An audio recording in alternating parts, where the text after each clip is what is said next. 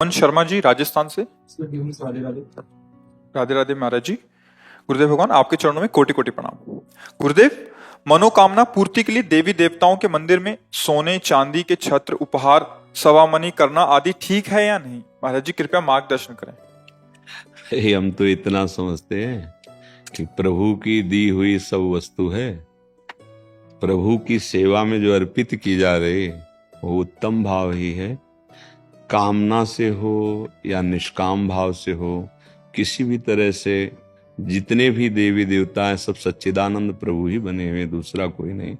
किसी भी भाव से जुड़े भगवान ने आर्त, अर्थार्थी, जिज्ञासु, ज्ञानी चार वर्णों के, कोई दुख निवृत्ति के लिए, कोई संपत्ति प्राप्ति के लिए, कोई भगवान को जानने के लिए, और कोई भगवान में अभेद भाव से स्थित परमानंद का अनुभव कर रहे हैं। चार प्रकार के भक्त होता है।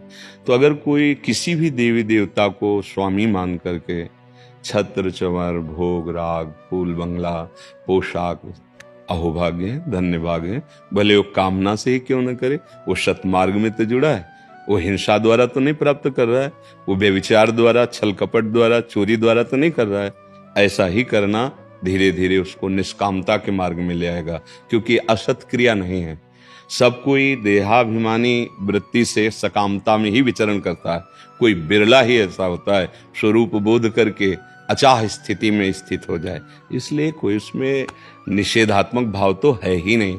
पर हाँ, अपने धर्म की कमाई से मेहनत के द्वारा जो शास्त्र विरुद्ध आचरण करके पापाचरण से कमाई की गई, उसको देवी देवता स्वीकार नहीं करते, क्योंकि वो सब सतो तत्व में, सत्व तत्व में स्थित हैं। और ये तामसिक राक्षसी वृत्ति द्वारा कमाया गया धन, वो आप माने कि सेवा है, लेकिन सेवा नहीं है, वो अर्पित नहीं है, क्योंकि देवी देवता सब भगवत स्वरूप हैं और वहाँ भाव की प्रधानता होती है। आप जो समर्पित कर रहे हैं दैन्य भाव से कि हे प्रभु या हे माँ या किसी भी जो आपने आराध्य माना है, आपकी कृपा से ये जो मिला है वो आपको समर्पित कर रहे हैं आपकी सेवा में, ये भाव तो आ गया। लेकिन अगर अधर्माचरण करे, पापाचरण करे, फिर सोचे कि ऐसा, वो पवित्र नहीं करेगा, वो माना नहीं जाएगा आपका। असत वृत्ति द्वारा कमाया हुआ जो धन है, संपत्ति है, वो कभी सद्भाव प्रकट नहीं कर सकता है। इसलिए जो अपनी धर्म की कमाई से ऐसा करते हैं वो प्रणाम योग्य हैं, भले कामना से करते हैं, क्योंकि वो प्रभु से चाहते हैं ना। तो प्रभु कामना भी पूर्ति करते हैं और निष्कामता का ज्ञान भी दे देते हैं। जैसे जैसे प्रभु प्रसाद जो आपको मिला है, तो आपके अंदर उससे वैराग्य उत्पन्न होगा, वो स्वयं ज्ञान देते हैं। जैसे करदम जी महाराज पत्नी प्राप्ति के लिए भगवान की तपस्या की, 10,000 वर्ष भगवान प्रकट हुए, उन्होंने मांगा कि मुझे मेरे अनुरूप पत्नी मिले, तो देवहूति जी प्राप्त हुई उनको। और ये नहीं मांगा कि आपकी प्राप्ति हो, पर भगवान स्वयं अपनी तरफ से कपिल भगवान के रूप में अवतरित होकर उनको सांख्य योग का ज्ञान दिया, परम पद में आरूढ़ होने का मार्ग दिया। तो ऐसे ही जो भगवान से मांगता है तो उसके साथ भगवान की करुणा होती है, जिसके उसके अंदर ज्ञान विज्ञान का प्रकाश होता है। भगवान से किसी भी भाव से जुड़े, देखो जो भगवान को अपने स्तन में जहर लगाकर मारने के उद्देश्य से गई, उसको परम पद मिला। अगर हम भगवान को प्यार से दूध पिलाते हैं तो वो तो द्वेष क्रोध हिंसावृत्ति लेके गई थी, उसे जो यशोदा मैया को गति, वही भगवान ने पूतना को गति दी। शिशुपाल गाली बकता था, तो जैसे वेद का स्तोत्र गाने वाले, निरंतर मनन करने वाले मुनियों की परम गति, वही शिशुपाल की गति है। अघासुर बकासुर ये भगवान के पीड़ा पहुंचाने के भाव से गए, इनका परम पद मिला।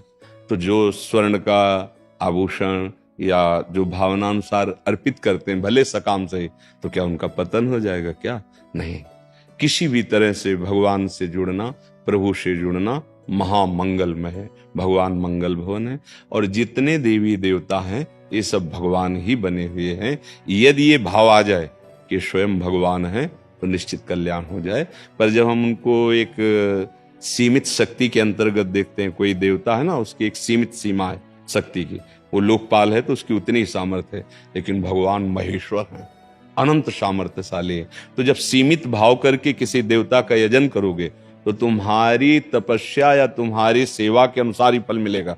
जैसे व्यापारी की दुकान में जब 100 रुपया है तो आपको उतना ही मिलेगा, ऐसे देवी देवताओं के द्वारा जो दिया जाता है वो निहित शक्ति, क्योंकि आपने उनको भगवान नहीं माना। अगर साक्षात भगवान मान ले, जब कुत्ते में भगवत साक्षात्कार कर लिया नामदेव जी ने, तो फिर किसी भी देवी देवता में जो भी है वो सच्चिदानंद भगवान है, बस फिर वो काली ही कृष्ण दिखाई देने लगेंगे, सब में वही विराजमान है। तो किसी भी भाव से हम भगवत भाव में जुड़े कि साक्षात प्रभु ही, जितना भी चराचर रूप है ये प्रभु ही है, हम कहीं एक जगह मान लें बस बात बन जाएगी।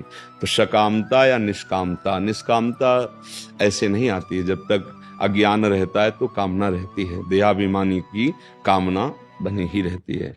ये अज्ञान गुरु कृपा से नष्ट होता है जब शास्त्र स्वाध्याय, गुरुजनों की आज्ञा में रहना, गुरु प्रदत्त नाम मंत्र उपदेश के अनुसार चलना, तो अहंकार धीरे धीरे उनके चरणों में समर्पित हो जाता है।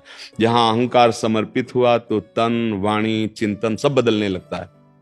फिर जो आनंद की अनुभूति होती है उसी में निष्कामता आती है। निज सुख बिन मन होई कि थीरा, जब तक आत्मानंद का, भगवदानंद का अनुभव नहीं होता तब तक निष्कामता वाणी से भले बोली जाए वो नहीं होती, वो आंतरिक रहती सकामता। निष्कामता आती है निज सुख, परमात्म सुख, आत्म सुख में। तो ऐसे तो सब सकामी ही हैं। जब तक ब्रह्मबोध नहीं होता या भगवत प्रेम नहीं होता तब तक कामना पिंड नहीं छोड़ती। तो उस कामना को जोड़ दो प्रभु से, फिर ये उनके ऊपर छोड़ दो, पूरा करें कि ना करें।